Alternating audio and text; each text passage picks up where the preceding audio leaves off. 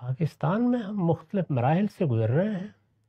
اس میں ایک ہائیبرڈ نوعیت کا نظام ہے جو پچھلے 70-75 سال سے چل رہا ہے۔ میرا خیال ہے کہ یہ بجائے خود ایک پیش رفت ہے، کیونکہ اگر آپ باقی مسلمان ملکوں کو دیکھیں تو وہاں آپ کو اتنی ترقی بھی نظر نہیں آتی۔ اس پر اللہ کا شکر ادا کرنا چاہیے، اور جو حالات میسر ہیں ان میں مزید جد و جہد کرنی چاہیے۔ وہ جد و جہد کئی میدانوں میں ہو سکتی ہے۔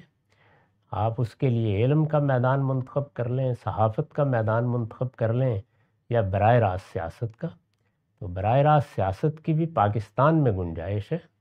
اس میں آپ سیاسی جماعت بنا سکتے ہیں، کسی سیاسی جماعت کا حصہ بن سکتے ہیں، اور جو آپ کے پیش نظر منشور ہو اس کو لے کر لوگوں کے پاس جا سکتے ہیں۔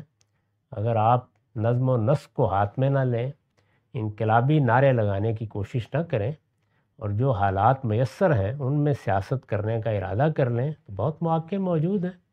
آپ کو یہ میدان اچھا نہ لگے تو لوگوں کی اصلاح کے لیے یا ان میں شعور پیدا کرنے کے لیے اور بہت سے میدان ہیں۔ علم کا میدان بھی معمولی نہیں ہے، اسی طرح صحافت کا میدان ہے۔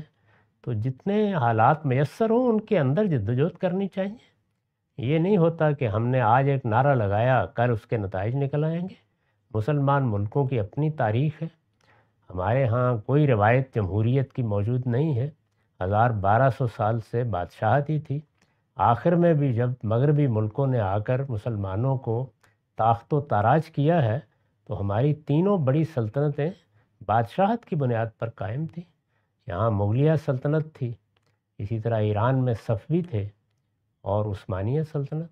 تینوں بڑی سلطنتیں بادشاہتی کی بنیاد پر قائم تھیں۔ ہمارا پس منظر اور ماضی یہی ہے۔ اس کے بعد چشم زدن میں کوئی جمہوریت نہیں آ جائے گی۔ تو ویسٹ منسٹر جمہوریت کے خواب دیکھنے کی بجائے جو کچھ میسر ہے اس کو قبول کر کے آگے بڑھیے۔